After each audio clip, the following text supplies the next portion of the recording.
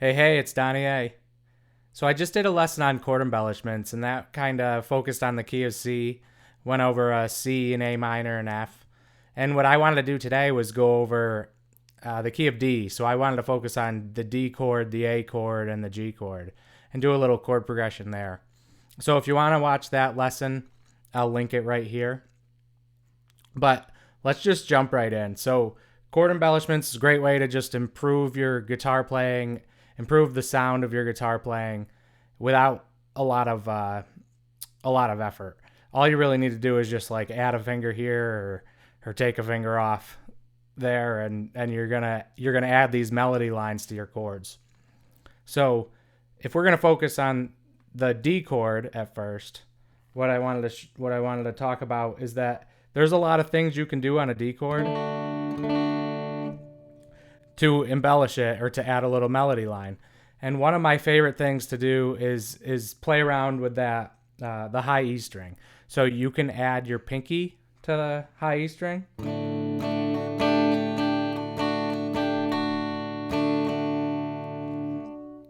And that's super effective. You can also take your middle finger off of the high E string, so off of the second fret on the high E string. And I was adding my pinky to the third fret of the high E string, if you couldn't tell. So my middle finger, I'm just taking that off. And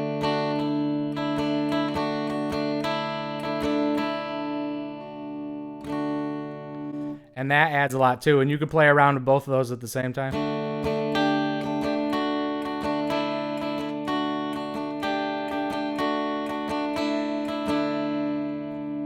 And that sounds really cool too. So that's like my favorite thing to do with a D chord. And the last lesson I said that the adding your middle finger to the C chord is the number one embellishment in all the land. Well, number two would be adding your pinky down on that D chord. At least in my opinion.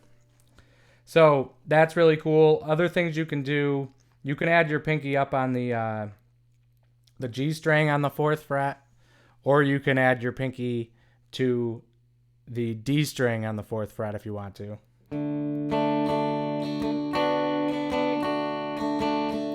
So that was on the G string, and then if you're going to do it on the D string.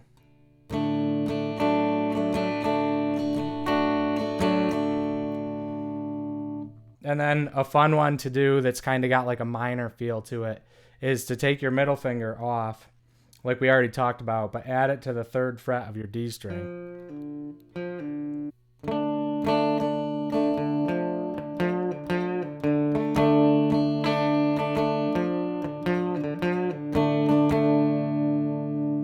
There's a lot of different things you can do there. I was kind of doing a little bend and pull off. So that's some cool things you can do with the D chord. If we're gonna move on to the A chord, there are a ton of things you can do with the A chord. There's like a whole nother lesson on the amount of things you can do with an A chord, which is really cool. But if you're gonna play this chord, and I'm gonna play it with one finger here to start, and then I'll show you if you play it with three fingers, you can still do embellishments that way. So if you play it with one finger, you have the most real estate to work with because you have three other fingers that you could potentially add on. So one of the number one things that I like to do is when you strum this A chord is add your ring finger. You could use whatever finger is comfortable for you. If your middle finger is more comfortable, your ring finger or your pinky. If you're holding it with three fingers, your pinky will be the one that's available to fret that note. But it's the third fret on the B string. So that one is great. And then you also have your major pentatonic scale is right off of that A chord. So you have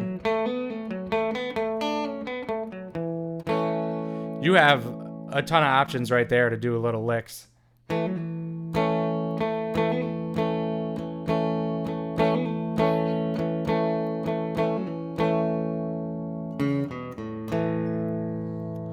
And then if you wanted to get really fancy, you can do a little walk down on the A chord, or the A string, sorry, and that would be A4, A2 to A open. That is really like major sounds, like you're using major notes, major scales. If you wanted to go minor on this stuff, you can do that too, and we'll get into that in a minute. But if you're gonna play this with 3 fingers, you have options here. And one other thing I didn't talk about is just this note, this third fret on the high E string. If you add that in, it turns it into a dominant 7th chord, so that's really good for the blues. It's a nice little chord voicing for that. But if you're playing this with 3 fingers, you can just try pick any one of these fingers up, right? Like if you're gonna pick your finger up that's fretting the 2nd fret on the G string,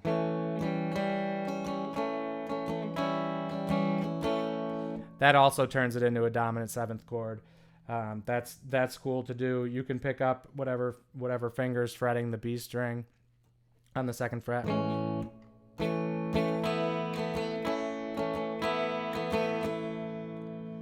That's really cool. Really like that sound. And then if you wanted to try taking off your whatever fingers fretting the D string on the 2nd fret, you could absolutely do that too. Do a little hammer on there on the 2nd fret of the D string. And then if we're getting into minor sounds, this is more difficult. You can stretch out to the 5th fret with your pinky. I'll go into that in more detail on another lesson. Just the things you can do with an A chord that are really cool. You can have a lot of fun playing a lot of like rock riffs and stuff like that. That's a lot of fun. So if you're gonna go minor on this, one of the coolest things I think you can do is just play around with this 3rd fret on the A string.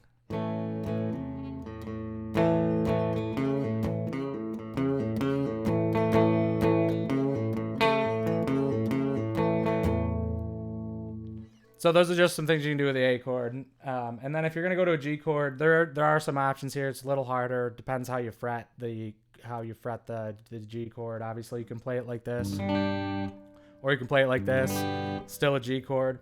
So one of the nice things that this high E string is great for melody notes. So you can pick up and put back down your pinky if that's the one that's playing the high E string on the 3rd fret.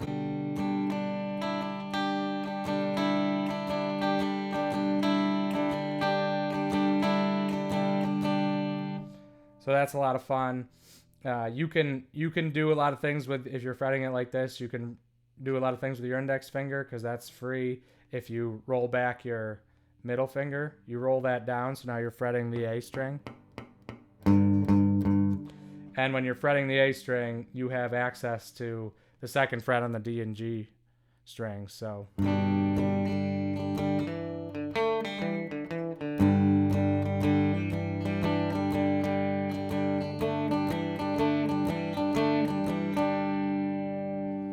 a lot of things you can do there.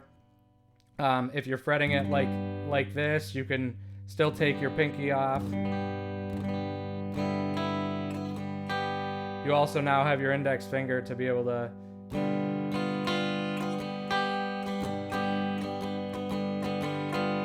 play the first fret on the high E string if you take your pinky off.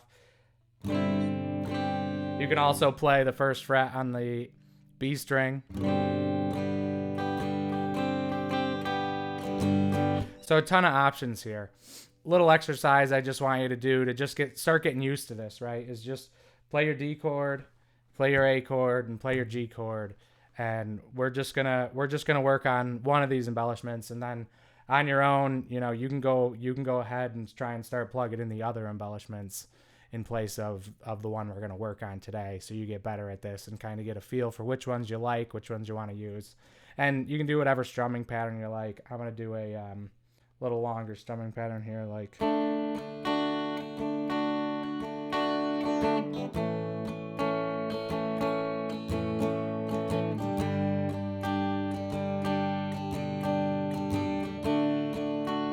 So we're gonna start and end on a D chord. And what I want you to do on that D chord is just add your pinky in, like we talked about on the 3rd fret of that high E string. And then when you get to that A chord, Play that. I want you to add your ring finger or your pinky or however you want to play it to the 3rd fret of the B string. So that would sound like this.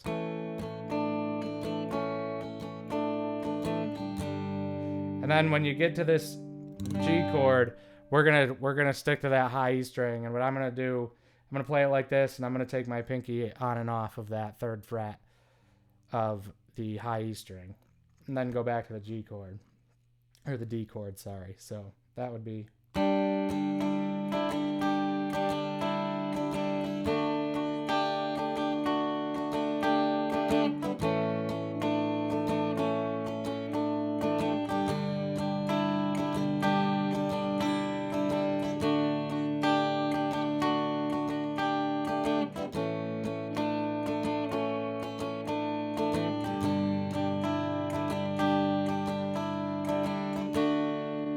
So there's a ton of cool things you can do with this. This is I know that was super basic. It's gonna be tough at first, but once you get the hang of that, start adding in other things. Start trying to just play around. Just try and play around with one chord. Like just stick to the D chord and try and play around with that. Make sure you got that before you move on to the A, before you move on to the G, things like that.